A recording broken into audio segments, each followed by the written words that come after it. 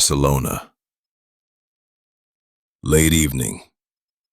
The training grounds at Ciutat Deportiva Joan Gamper were quiet, except for the faint sound of a lone ball brushing across the turf. Lionel Messi, tired and sweaty after a long session, sank down on a wooden bench. The world called him the GOAT, the greatest footballer of all time. But tonight he felt like a man chasing a moment of silence. A member of the staff waved to him from across the room, carrying a sealed envelope. "Leo," she called. "This came for you. It's different, not the usual fan mail." He wiped the sweat from his forehead, nodded quietly, and took it. The paper felt coarse in his hands.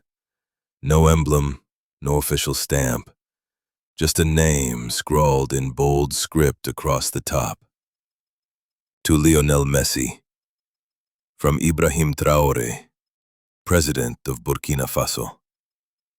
Messi furrowed his brows. Burkina Faso?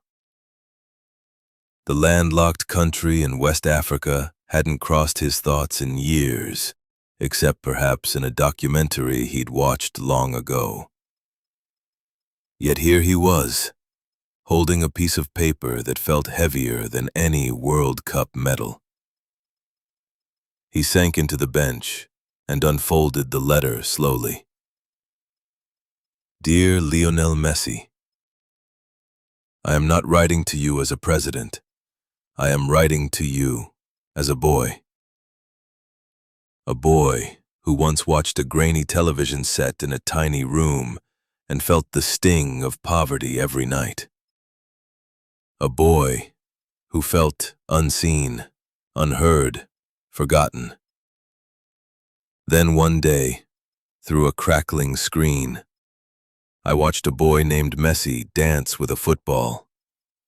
A boy smaller than others, yet brave enough to carry the hopes of a team, of a generation. I was that boy, not on a pitch but in a torn shirt, not with a ball, but with a heart beating for survival. Your goals spoke a language my pain could understand. They said, "Get up, try one more time, even when the world doesn't believe in you." Today, as president of Burkina Faso, I carry the hopes of countless children. Children like the boy I used to be. We have no great stadiums, no academy pitches, but we have a hunger for belonging, for meaning. If you can, if your heart allows it, I ask you to come. Not for glory, not for applause, but for a boy somewhere in a dusty village, to witness that miracles can be born from silence. With utmost respect and a hopeful heart, Ibrahim Traoré. Lionel Messi stopped breathing for a moment. The weight of those words pressed down on him harder than any World Cup final. This wasn't about a shirt signed for a fan. This was a plea from a man, a soldier turned president, rooted in pain and rising from it. He read it again, and then a third time. Each line felt like a reflection. All those nights Messi spent as a boy in Rosario, injecting hormones to grow, dreaming of making it big. It felt like a mirror. Here was another boy from another corner of the world, a boy whose only link to him was the spark of a dream. He pulled out his phone and opened a news app. Burkina Faso, he typed slowly. Headlines came up. President Traore pushes new education reform. Burkina Faso, the challenges of a young leader. A land seeking hope. He sank deeper into the couch. This was no prank. This was reality. A reality that felt too fragile to ignore. Lionel felt himself pulled backward in time, to the dusty streets of Rosario. He remembered when he was a boy, smaller than the rest, chasing a ball that felt too big for him. The sting of being overlooked, the desperation to rise. He remembered the sting of rejection when doctors said he might never grow tall enough to play professionally. The sting of silence when scouts walked past him. The sting of being misunderstood until one club, FC Barcelona, embraced him. And here was a boy turned president from Burkina Faso, reminding him of those moments.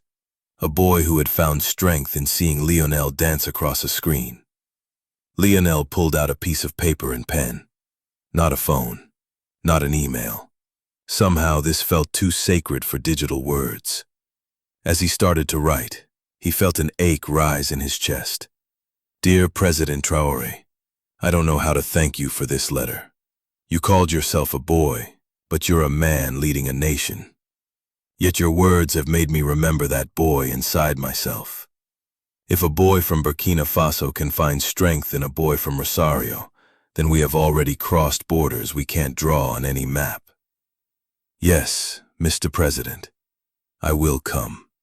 Not for the cameras, not for a match, not for glory, but for those moments that make a boy stand tall when the world tells him to stay down. With respect, with a hopeful heart, Lionel Messi. He put down the pen and read the words aloud to himself. It felt like a quiet prayer.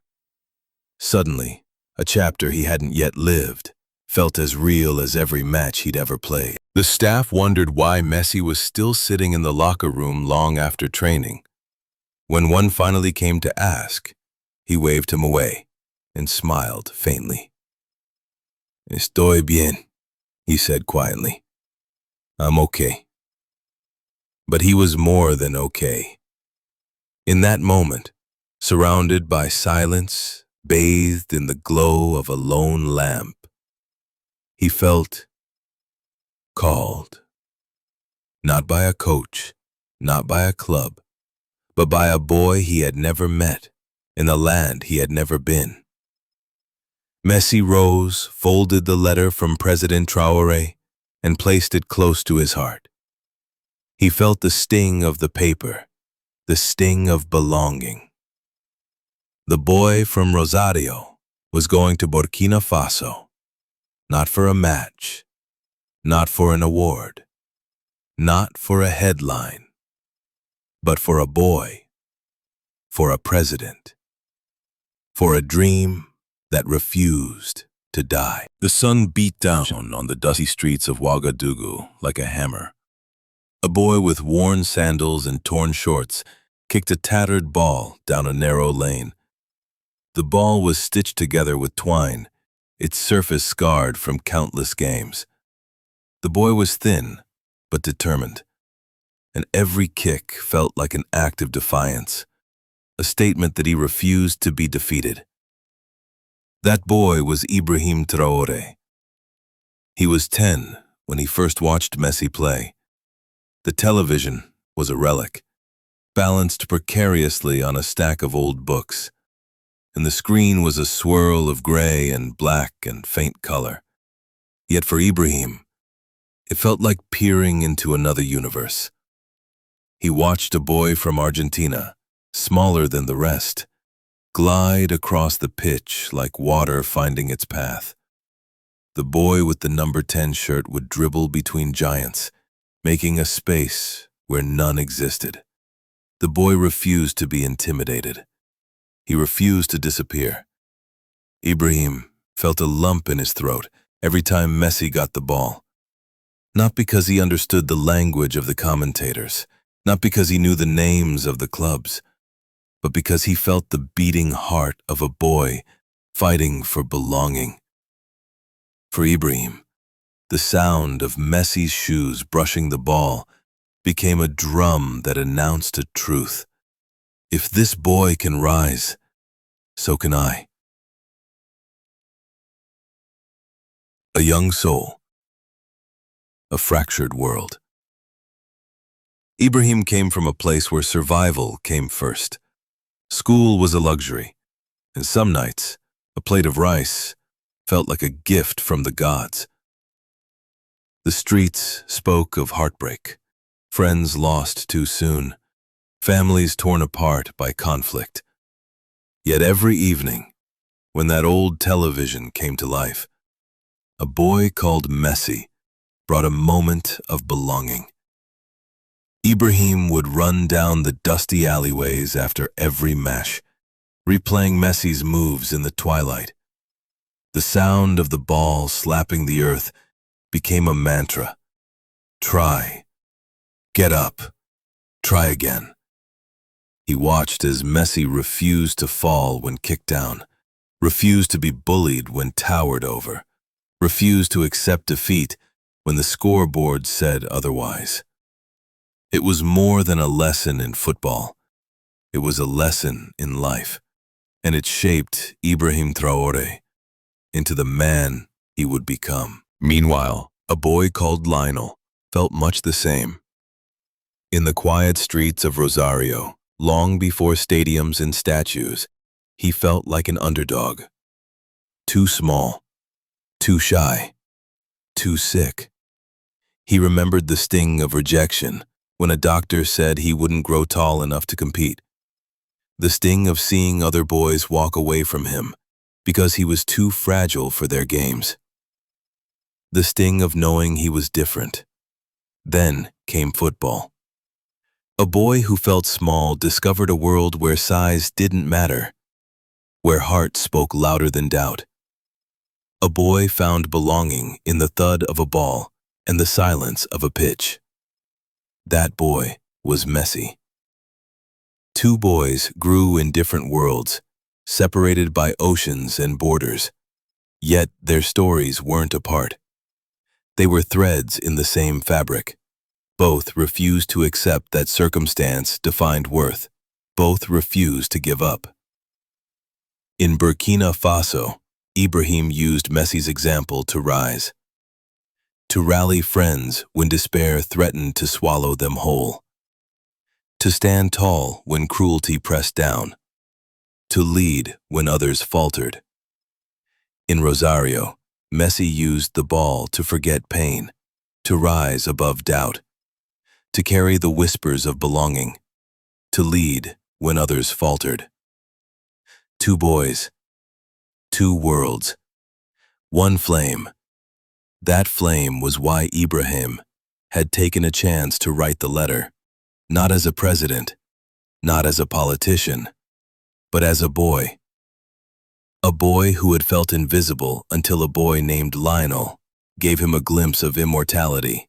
He had agonized over every word, wondering, will he understand? Will he remember what it felt like to be unseen? Will he come? Will he even read this? It felt like an audacity that refused to rest. And when the messenger announced, 3 weeks later, that Lionel Messi, the Lionel Messi, had read the letter, had felt its sting, and had promised to come, President Traore sank to the floor of his office. A boy inside a man wept. But for Traore, this was never about the cameras, never about accolades, never about creating a moment for the world to consume. It was about a boy, long ago, finding belonging in a boy far away. It was about saying, I remember when I had nothing. You gave me something. Now I ask that you stand with us, so we can give others that same thing. And for Lionel, it felt like more than a trip. It felt like belonging, like a chapter he didn't know he needed to write. Lionel spent the nights after reading the letter, rereading it.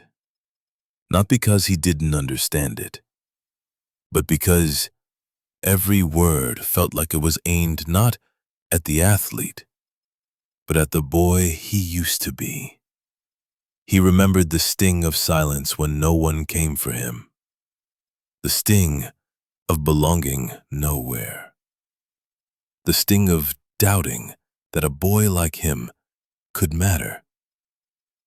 And here was a president, a boy from another land, reminding him that every goal he'd ever scored meant more than a win. It meant belonging. It meant hope. It meant being seen, preparing for the journey. Messi spoke with no one about the trip except Antonella and his closest friends. Not the press, not the club, not the manager. He wanted this journey to remain sacred until the moment he stepped onto that soil. He felt a mix of emotions: humility, anticipation, and a profound sense of purpose. This was unlike any match. This was unlike any award. This was about belonging to a world that needed belonging. He packed a small bag. Not trophies, not jerseys, not cleats. Just a boy carrying a boy's dream across an ocean. As Messi boarded the flight, he pulled out the letter one more time. The words shimmered under the cabin lights. Today I ask you not for charity, but for solidarity. Come meet the children who still carry that same fight. Come see that your purpose is still unfolding. He pressed the paper to his chest. Suddenly, he felt it. The sting of belonging. The sting of knowing he had been called for this. The sting of knowing he was going to walk across worlds and find in another boy a reflection of himself. Lionel Messi smiled quietly as the engine roared. Somewhere in Burkina Faso, a boy named Ibrahim Traoré was doing the same. Two worlds, two stories, one flame, one belonging. The morning of Messi's arrival felt different in Ouagadougou. The sun rose like a golden sphere over the sprawling city, painting the dusty streets with a warm glow. The air felt charged, electric, as if the city itself held its breath. At the modest international airport, a small group had gathered. No paparazzi, no media frenzy, no towering billboards. Just a handful of government staff, a few children with shy smiles, and a tall man standing quietly with hands crossed in front of him. That man was Ibrahim Traoré. He watched the private jet taxi down the runway, a faint smile touching the edges of his mouth. In that moment, he was not a president, not a man carrying the weight of a nation. He was a boy about to witness a piece of the world that had shaped him step out onto the tarmac. The door of the jet opened slowly. The hum of the engine gave way to silence. And then he appeared. Lionel Messi, dressed simply, stepped down the stairs. No entourage, no grand gestures. Just a man carrying a backpack, looking out at the quiet runway. Their eyes met across the distance. No words, just a shared understanding, a nod. Then, slowly, the boy-turned-president walked towards the boy-turned-legend. With every step, the silence deepened. Suddenly, the world felt too small for the emotion it held. When they finally came face to face, Traoré extended his hand. Messi shook it, firm and strong. But that lasted only a moment before Traoré pulled him closer and embraced him. Not as a politician greeting a celebrity, but as one boy holding on to another across oceans and years. For a moment, neither spoke. The air spoke for them. Then, quietly, Traoré said, "Welcome home, Lionel." Messi smiled, eyes misting. "Thank you for reminding me where home is." The drive from the airport was quiet, but meaningful. They rode in a modest SUV, windows down, the warm wind brushing their faces. The city unfolded before Messi, a bustling, colorful world. Market stalls lined the streets. Street vendors waved shyly as the car passed. Children in torn jerseys stopped and waved, some holding hastily scrawled signs. "Welcome, Messi. We believe." Messi waved back, touched by the sincerity of a city that offered not adulation, but belonging. Traore spoke as they passed neighborhoods where buildings bore the marks of struggle. He spoke of the days when the city felt like it might break, the nights when the sound of gunfire replaced laughter, the moments when a boy in a dusty shirt would steal a glance at a television screen and find strength in a man he had never met. Messi listened, not as a guest, not as an icon, but as a witness. The school where it all began. The car came to a halt in front of a modest school, its paint chipped, its walls adorned with colorful murals. The sign read, École de l'Espoir, the School of Hope. Messi stepped out.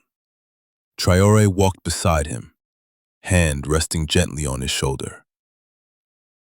"This is where I watched you for the first time," Traore said softly. "Right in that room." Through a weathered door, a dusty room came into view. An old projector sat like a relic, surrounded by a few plastic chairs. The smell of chalk and old paper hung in the air. Messi stepped inside. He stood quietly for a moment, imagining a boy with torn shorts and hopeful eyes, looking up at the faint glow of a television screen. Imagining the boy that boy had become. He turned to Traore. "I owe that boy more than a handshake. What can I do?" Traore smiled. "You're already doing it." Outside, a group of children had gathered. They weren't screaming for autographs. They weren't holding phones. They weren't asking for selfies. They watched with shy smiles, some brushing dust from their bare feet, others holding torn jerseys. Messi stepped towards them, kneeled down, and smiled. The children responded shyly at first. Then a boy stepped closer and handed him a handmade drawing. A picture of a man holding a ball, surrounded by smaller stick-figure children. Messi's voice shook. "What's this?" The boy smiled shyly. "It's you, with us. You came to visit. You didn't forget." Messi pulled the boy closer, hugged him, and stood. He waved for the rest of the children to come closer, and soon the world's greatest footballer was surrounded by laughter, tiny hands, and shy whispers. In that moment he felt it, the sting of belonging, the sting of knowing that greatness is measured not by accolades, but by moments like this. Later that afternoon, in a courtyard shaded by an old baobab tree, Traore and Messi shared a quiet lunch. No cameras, no microphones, just rice, chicken, and a sense of peace. Traore spoke first. "I watched you play when I was a boy. You gave me strength when I had none. Today I watched you walk beside our children. You gave them strength when they had none. What more can I say except thank you?" Messi smiled, brushing a hand across the table. "It's strange, you know. I spent my life chasing victories, goals, trophies. Yet this moment means more." As the sun set over Ouagadougou, Traore revealed a set of blueprints to Messi. Not a stadium, not a monument, not a statue, but a school. A place where children could learn, dream, and grow. "We want to build a place where sports, education, and culture come together," Traore said quietly. "A place where the boy I was can find belonging, and the boy you were can help make it happen." Messi smiled, and for a long moment was unable to speak. Then, "Let's build it, together." As night descended, Messi stood with Traore under the stars. The air was warm, the world quiet. No press, no paparazzi. Just two men, shaped by moments of belonging across continents and years. Traore smiled. My friend, this is where stories begin and continue. Messi pulled him into an embrace. Thank you for reminding me why I started. Then, in a whisper that felt like a prayer, this is the best match I've ever played. Traore smiled as the sound of crickets rose, then let it never end. The morning after Messi's departure, the world felt different in Ouagadougou. Not because of a headline or a trend online, but because within the dusty streets and hopeful hearts of the city, something profound had taken root. At the old École de l'Espoir, where a boy named Ibrahim Traoré once watched a grainy television and felt inspired by a boy named Messi, a new chapter was beginning. The seeds begin to sprout. In the days following the visit, whispers circulated. The president spoke openly about the agreement he and Messi had made, a promise to build the Center for Hope in Sports right where that old school stood. It wouldn't be just a sports academy. It would be a beacon, a place for education and training, a space where orphaned and underprivileged children could learn and play, a safe harbor for a new generation that refused to be defined by war or poverty. Messi announced it quietly, not through a press release, but with a short message posted online. Today, I am joining hands with a boy who refused to give up. Together, we build. Together, we create. Together, we rise. The post went viral within hours, but unlike typical celebrity moments, this one resonated deeply. The world didn't just share it for its sentiment, they acted. Soon, emails and calls came pouring in. An architect in Spain offered to design the academy. A construction company in Ghana promised to supply equipment. An educator in France volunteered to train teachers. NGOs across the globe lined up to donate books, sports gear, and medical supplies. The people of Burkina Faso watched as their dusty school became a site of bustling activity. Bricks arrived. The sound of hammers replaced the sound of silence. The old walls became new spaces, shaped by the hands of volunteers and the dreams of children. 6 months later, the gates of the Center for Hope and Sports opened for the first time. At the heart of it stood Ibrahim Traoré and Lionel Messi. Not surrounded by security, not flanked by cameras, but holding the hands of children. The academy itself was simple and beautiful.